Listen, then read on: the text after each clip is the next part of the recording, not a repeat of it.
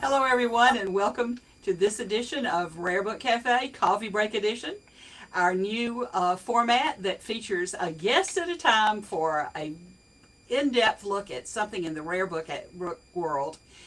Joining me today is my co-host Ed Markiewicz, and Ed has been having some technical difficulties, so if he raises his hand, we'll go to Ed. Uh, Ed, did you have some? Our guest today is Carol Mobley, who is the director of the Rocky Mountain Antiquarian Book Fair, which is going to be next weekend in the Denver area at the Fairgrounds. That's Carol will tell us all about it at any rate. So, uh, stay with us, and we'll talk to Carol in a few minutes. Ed, do you need to? Evidently, Ed doesn't need to say anything. if my microphone, Uh, we've had microphone trouble this morning. yeah, you know me. I'm not one to be shy when you No, we offer know me the that. stage. Okay. Uh, Thank you, Lee. Not much else to say. Looking forward to our guest, Carol Mobley. And go read a book. Has a book ever changed your life? Go pick up a book and change your life, everybody. See you at the show this week. Oh.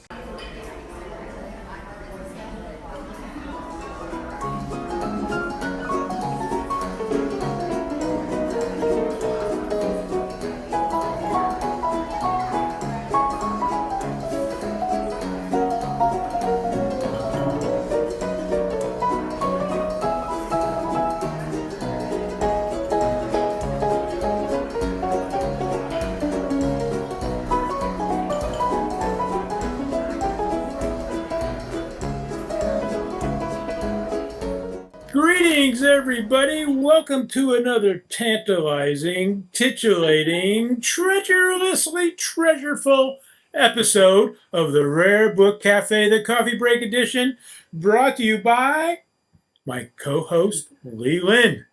Well, I'm glad to know I'm bringing it to us this morning. Good morning, everyone.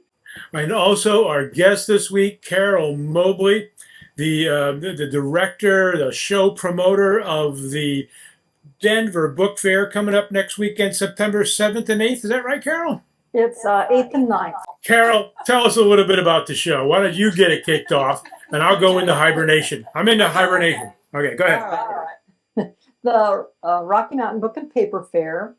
This is our 39th year. It's sponsored by the Rocky Mountain Antiquarian Booksellers Association. And we have, the dates are September 8th and 9th, a Friday and a Saturday, at Castle Rock, the Jefferson County Fairgrounds. We had close to 50 exhibitors on the floor. We've had a few people drop out last minute, which always happens. But it promises to be a really good show. We've really wide interest. There's a number of dealers who have listed featured items that you can actually view on our website, ramaba.org, rmaba.org. And you can see some of the featured items that people will have for sale. Carol? Yes. I did the show I think it was the year before the pandemic, of course. And that's recall back then. 2018. It was held in an auditorium downtown. You said that this time it's going to be at the Fairgrounds. New location, first time location, or had you been there before? This is our second year at this location. The building that you're talking about actually has been raised. Oh. So it was a perfect venue for us, and the owners of the property bankrupt just a year of COVID or a year before COVID, and they sold the building, and it's now gone. So we've lost. And y'all, I remember the year that I went to Cabs in Colorado Springs, which was 2007. Your show was right before that. Right. So you've changed the dates. We had to change to September because of the venue. Mm-hmm. That August 1st weekend is County Fair weekend, and we're in a fairground. We're in an indoor auditorium. It's a huge building, and it's a new building. Lighting is excellent, full service kitchen, conference rooms for our guest speakers. It's really a wonderful building. Yep. Ed? Carol, great. Sounds like a great venue. And you mentioned you're going to have about 50 dealers there, and you probably got the three Kens, right? Ken Sanders, Ken Chance, and Ken Camioli. We have Ken Chance. Ken Sanders is moving his bookstore and is just inundated with the move, and so he's not able to make it. He had planned on it, but with this move, it just kind of threw his plans all into the fire. So next year, I'm sure we'll have the Kens back now, and the other Ken we don't have, but we do have other dealers. You know, we've got postcard dealers. Dennis Gorham is coming from Utah. We have people coming from as far away as Pennsylvania. All the Western states, you know, we're well represented with the local people as well. Carol, I'm sorry, go ahead, Linn. Go ahead. Well, I was just going to, we have this, you've about answered all the questions that you sent us, you know, which we appreciate that. But you had a guest speaker on here. Do y'all do workshops? Do you do a general meeting? Do you do like a night before thing, or what's your schedule like? So this year we have one guest speaker, and that will be on Saturday afternoon at 1:00. And his name is Taylor Kirkpatrick. And he's a really interesting person. He was a guest speaker last year as well. The Remaba organization works with him. He's a real bibliophile. You know, he's written books. He's worked in the library system. He really wants to promote young book collectors. And so he created the Taylor Kirkpatrick Prize for young book collectors. And it's for Colorado. Anyone under 30, once a year, you can submit the specifics about your book collection and why you should win the award. And then he awards prizes. First, I don't know how deep he goes, but the first place prize is $1,000 to the winner. And of course, hopefully that goes to promote and enhance this young person's book collection. Will he present these at the fair, or no? They've already been presented. Oh, okay. They choose I think the applications start in March, and then by June they award the prize. But he'll do the guest. He's our guest speaker. He'll talk about the prize, and I think he'll probably have some of the guests or some of the winners will be there as well to answer questions about their book collection. Well, does the show shut down for him to speak, or do you just? I know one thing we found at fairs that have guest speakers and have workshops is those of us who are exhibiting don't ever get to go see them. Yeah, I'm in that boat too. Yeah. Yeah, no, we let it run while the show is open. Ed's got his hand up. Yes, Ed. Teacher. Carol, first of all, folks listening in on this week's episode, my mic has been coming in and out, so that's why I'm raising my hand when I'd like to say something. I get so excited, you know, how easy it is for me to hold back. Of course, you're going to have 50 dealers. There's going to be a wide array, but you are the Western book show to speak of, and you can't talk about Western collecting without talking about Mormon, the subset of Mormon material, which I know always shows up at your fair. You know, first, second, third edition Book of Mormons. Are any of those in the featured items that any of the dealers have put forward so far?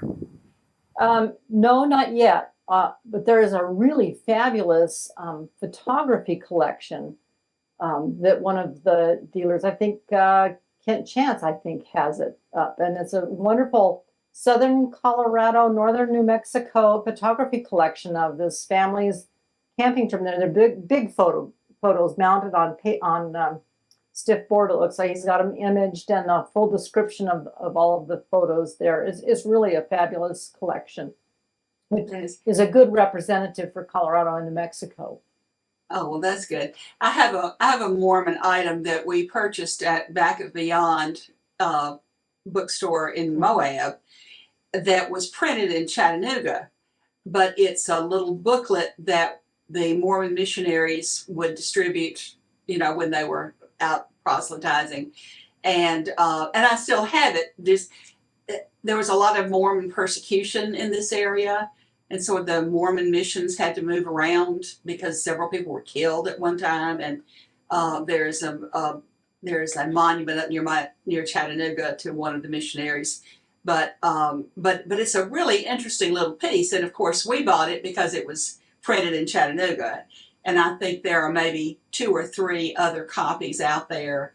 It of course was printed in Salt Lake City, but it was printed in a couple of other places as well. So I wish I were there, to bring it. But one thing that I know that Alan referred to briefly, and that you had put on your information, was your food situation. Yeah. And food is always something we worry about at book fairs, is are we going to get fed or not? So what's going on with your caterer? We hire a caterer. He was our caterer a couple of years ago when we were in Colorado Springs between venues, but now that we've landed in Douglas County, I think we're going to be there for a while. But our food caterer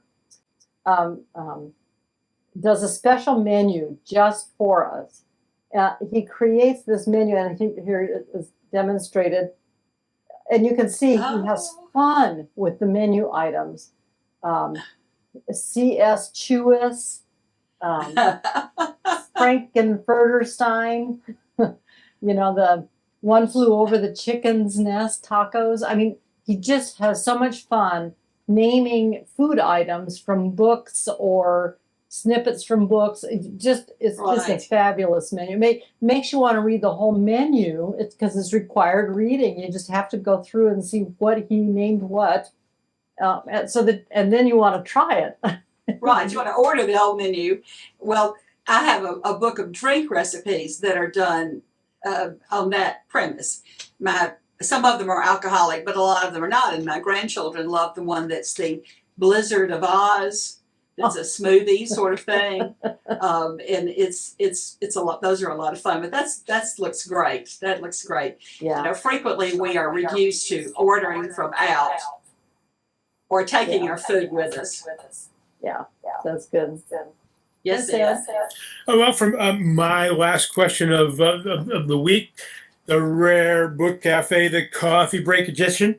I'm doing vitamin water this week. I'm protesting the coffee people because they haven't supported us yet. But anyway, Carol, my last question is the health of the book business.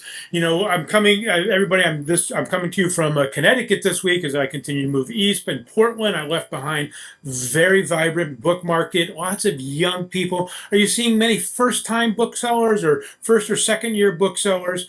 And how is the health of the book industry in your part of the country? Denver's always been a strong market for the book industry, and it has not changed. I know we've got we've got a new dealer who just attended CABS this year. He's going to be there. We've got another woman bookseller. She's going to be there. This is her first time for exhibiting. She's a new bookseller. We've got some new young paper dealers who are going to be there.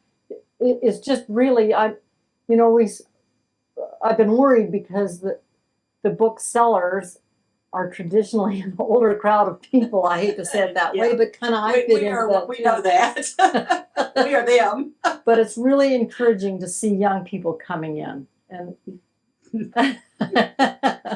so I'm really excited about that. But the thing is that the book fair is really missing Ed Markiewicz and Linn as dealers at the book fair. Well, it's a long way. It's a long way. I'm doing my first long distance book fair in October. I'm going to the Shadow Show in Boston that's across the street from the ABAA show. Mm-hmm. And I was talked into doing it by Richard Morey, who's one of the fair organizers and who is a frequent guest on Rare Book Cafe. And I'm shipping my books to Richard. And then I'm going to have half a booth. And I'm flying up. And so this is that will be the furthest that I've been.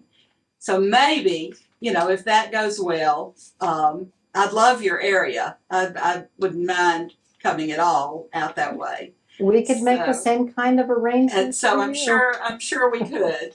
I'm sure we could. But having younger people is is, we noticed at the Florida Fair this year that a lot of the attendees, not necessarily the dealers, but the attendees were younger. And so we spent a lot of time encouraging them. We also spent some time selling cheaper books, just to get them started with this. Yeah. But I love going to book fairs. I'm very fond of doing it. Yeah. I want to try that menu. Yes, Ed, you have a question? All right, everybody. The Rocky Mountain Book Fair. Google Rocky Mountain Book Fair or go to the website. What's the website again, Carol? rmaba.org. Right. .org. Thank you very much. Anywhere within driving distance of Colorado, you ought to get there this coming weekend. And I just drove cross country, and let me tell you, it's nothing to drive 300 miles in a circumference of Denver. Exactly. Well, no, All right. if I were 300 miles from Denver, it'd be a whole different matter. But flying is so much easier than driving. Oh, I know.